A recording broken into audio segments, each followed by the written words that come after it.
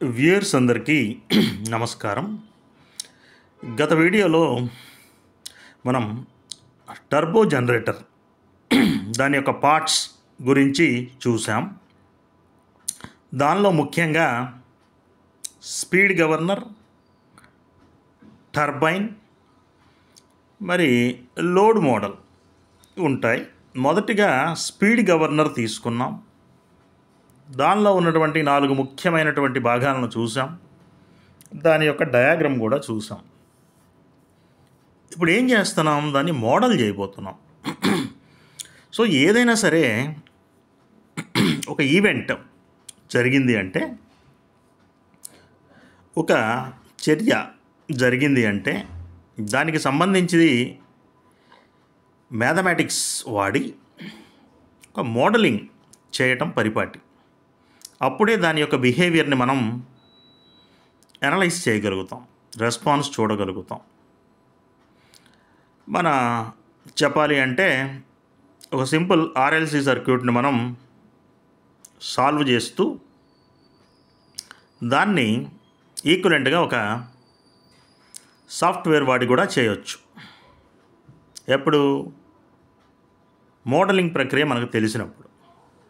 ఈ మోడలింగ్ గురించి చూడాలి అంటే దానికి ఈక్వలెంట్ ఎలక్ట్రికల్ సర్క్యూట్ని మనం రిప్రజెంట్ చేయగలగాలి. అక్కడ ఏమేమి జరుగుతుందో దానిని ఈక్వలెంట్గా ఎలక్ట్రికల్ సర్క్యూట్ని లేదా ఎలక్ట్రికల్ ఈక్వలెంట్ని మనం రిప్రజెంట్ చేయగలగాలి.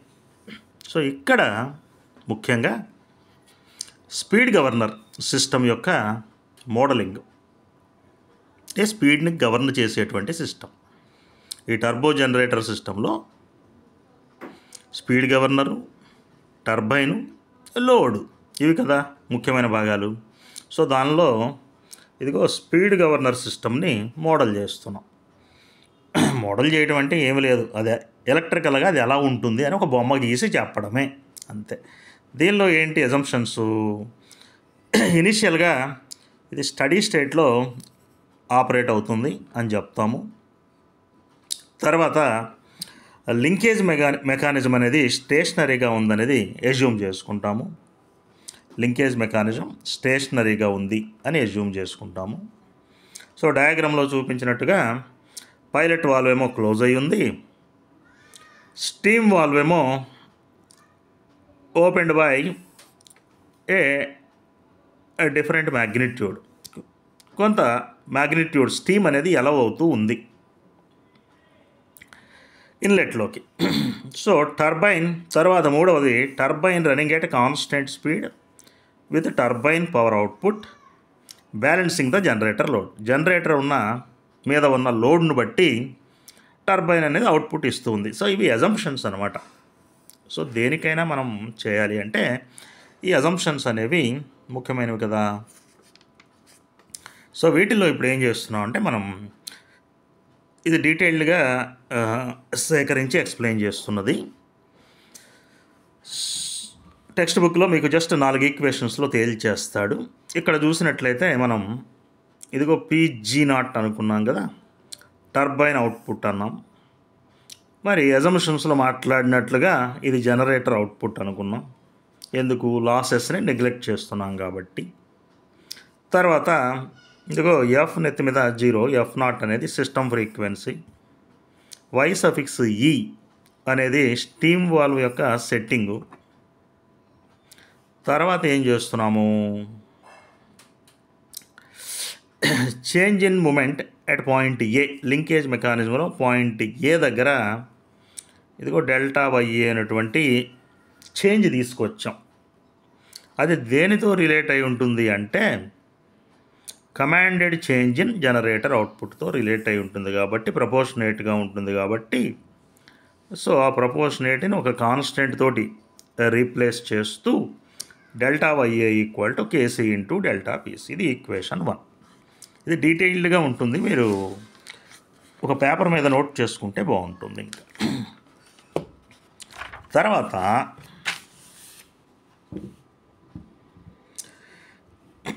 తర్వాత పార్ట్లో the locus using the laws of mechanics. Laws of mechanics అంటే ఏముండవు, ఆ మూమెంట్స్ని క్యాలిక్యులేట్ చేయడం, దాని లెంత్ నేను అది వస్తున్నటువంటి డిస్ప్లేస్మెంట్ని లింకేజ్ మెకానిజంలో using the laws of mechanics to the linkage ABC లింకుకి మనకు తెలిసిన మెకానిక్స్ లాస్ని అప్లై చేసినప్పుడు ఇదిగో delta YA into L2 plus delta YC into L1 equal to 0. జనరల్గా మనం వాడేటువంటి ఇంజనీరింగ్ మెకానిక్స్లో వాడేటువంటి లాస్ ప్రకారం. సో దీని ప్రకారం డెల్టా వైసీ ఈక్వల్ ఇదిగో ఈక్వేషన్ 2 వచ్చింది. మరి ఇంతకుముందు రాసిన ఈక్వేషన్ 1ని 2ని కంపేర్ చేసినప్పుడు మనకి delta YA equal to KC delta PC, ఇక్కడ వచ్చిన డెల్టా వైసీ ఏమో ఇది కదా. సో దాన్ని తీసుకొచ్చి ఈ డెల్టా వైఏ బదులు ఇదిగో కేసీ డెల్టా పీసీ ఇక్కడ పెట్టేసాం. సో దీని మూలంగా డెల్టా వైసీ మనకేమొచ్చింది, మైనస్ K1 కేసీ, ఇదిగో ఇది వచ్చింది minus K1 KC delta PC. అది ఈక్వేషన్ 3 అనుకున్నాం. బాగుంది. తర్వాత ఏం చేస్తున్నాం, from the operation of the speed governing system it can return as commanded change in power అని చెప్పానుగా. డెల్టా పీసీ అనేది ఇది దేనితో రిలేట్ అయి ఉంటుంది, స్టీమ్ వాల్వ్ మూమెంట్తో రిలేట్ అయి ఉంటుంది. సో డెల్టా వై సఫిక్స్ ఈ. సో ఈ రెండింటినీ కూడా సరి సమానంగా మనం ఇచ్చిన స్టీమ్ వాల్వ్ను బట్టి కమాండెడ్ చేంజ్ ఇన్ పవర్ అనేది మన స్టీమ్ వాల్వ్ తోటి రిలేట్ అయి ఉంటుంది కాబట్టి ఇదిగో ఈ ఈక్వేషన్ని తీసేసుకున్నాం. ఇప్పుడు బి అనే పాయింట్ దగ్గర మరి the moment of B with the rising speed is given by, speed changer దగ్గర మనం మాట్లాడాం బి అనేది ఎలా చేంజ్ అవుతుంది. సో దాని ప్రకారం delta YB is proportionate to frequency కాబట్టి ఒక ప్రపోర్షనేట్ తీసేసి K2 డాష్ అన్నాం, దీన్ని ఈక్వేషన్ 4 అన్నాం. బాగుంది. మళ్ళీ మనకు తెలిసినటువంటి ఇంజనీరింగ్ మెకానిక్స్లో లాస్ వాడేసి ఈ లింక్ ఏబీసీ ఏదైతే ఉందో ఏబీసీ ఈ మధ్యలో L1 ఈ మధ్యలో L2, దీనికి ఒక ఈక్వేషన్ రాసాం. Delta YC L1 minus delta YB L1 plus L2 equal to 0. So దీని నుంచి ఇదిగో 5th ఈక్వేషన్ వచ్చేసింది. ఇప్పుడు ఈక్వేషన్ 4 ఉంది కదా, దీన్ని తీసుకొచ్చి ఈక్వేషన్ 5లో పెట్టేశాం. ఇదిగో ఇది వచ్చింది. జాగ్రత్తగా మీరు నోట్ చేసుకుంటే మంచిది, దొరకవి అక్కడ కూడా. అదేవిధంగా ఇక్కడ ఈక్వేషన్ 4 రాసిన విధంగానే సి అనేటువంటి లింకేజ్ మెకానిజంలో సి అనేటువంటి పాయింట్ దగ్గర డెల్టా వైసీ అనేది ఇదిగో ఫ్రీక్వెన్సీ తోటి రిలేట్ అయి ఉంటుంది కాబట్టి K2 ఇంటూ డెల్టా ఎఫ్. తర్వాత మరి సి అనేటువంటి లింకేజ్ మెకానిజంలో నెట్ మూమెంట్ ఎలా వస్తుంది, సి అనే దాని దగ్గర ఇదిగో మనకు ఉన్నటువంటి minus K1 KC delta PC plus K2 delta F minus K1 KC delta PC plus K2 delta F. ఇది కనిపిస్తుంది కదా. ఓకే. తర్వాత మరి డెల్టా వైసీని మనం ఏమి రాయొచ్చు, minus K1 KC delta PC plus ఇదే ఈక్వేషన్ ఇక్కడ రాసాం, దీన్ని 7 అనుకున్నాం. సో డి దగ్గర మూమెంట్ కన్సిడర్ చేస్తున్నాం. The moment of D using the laws of mechanics is given by మరి డెల్టా వైడి బై డి అనే పాయింట్ దగ్గర వచ్చినటువంటి డిస్ప్లేస్మెంట్ అనేది లోడ్ చేంజెస్ వలన లేదా కమాండెడ్ పవర్ ఇన్పుట్ మూలంగా L4 by L3 plus L4 into delta YC, L3 by L3 plus L4 into delta Y. దీన్ని equation 8 అనుకున్నాం. ఓకే, దీన్నేమో K3 అనుకున్నాము, దీన్నేమో K4 అనుకున్నాం. ఇదిగో ఈక్వేషన్ 9 ఇలా వచ్చింది. మరి ఈ అనే పాయింట్ దగ్గర మనము స్టీమ్ వాల్వ్ సెట్టింగ్ని ఇదిగో ఒక ఇంటిగ్రేషన్ చేత రిప్రజెంట్ చేస్తున్నాం. స్టీమ్ ఇన్పుట్ పెరగడము అనేది ఇదిగో ఇంటిగ్రల్ అనేది సమ్ చేయడానికి వాడతాం కాబట్టి జనరల్గా ఒక టైంలో 0 to T టైంలో ఇదిగో ఈ డి దగ్గర ఉన్నటువంటి డిస్ప్లేస్మెంట్ మూలంగా ఈ స్పీడ్ చేంజర్ సెట్టింగ్ అనేది ఎలా మారుతుంది అనేది ఒక ఈక్వేషన్ రాసుకున్నాం.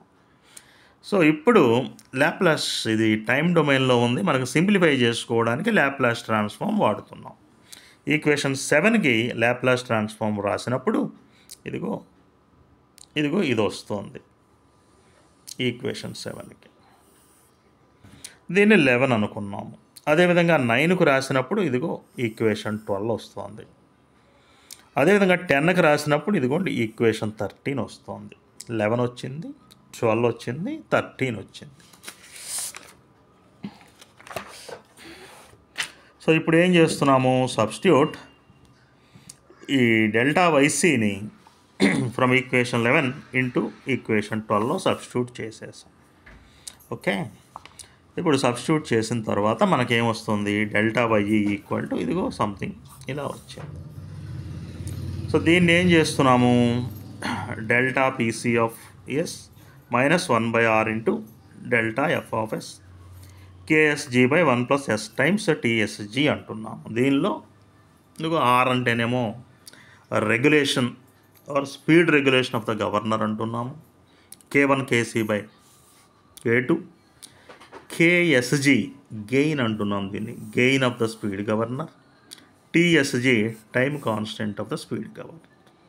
సో ఈ స్పీడ్ గవర్నర్ యొక్క ఆపరేషన్ని మనం మోడల్ చేసేసాం, మ్యాథమెటిక్స్ వాడాం, మోడల్ చేసేసి దాన్ని ఒక కంట్రోల్ సిస్టమ్ బ్లాక్గా, ఎలక్ట్రికల్లో ఒక కంట్రోల్ సిస్టమ్ బ్లాక్గా ఇదిగో ఇలా రిప్రజెంట్ చేసాం. చూడండి, కేఎస్జీ అనేది గెయిన్ కదా, కేఎస్జీ బై 1 + s టైమ్స్ టీఎస్జీ. ఇదిగో ఈ బ్లాక్ పెట్టేసాం. ఇదిగో ఇక్కడ కనిపిస్తుంది కదా, ఇదిగో ఇది పెట్టేసాం.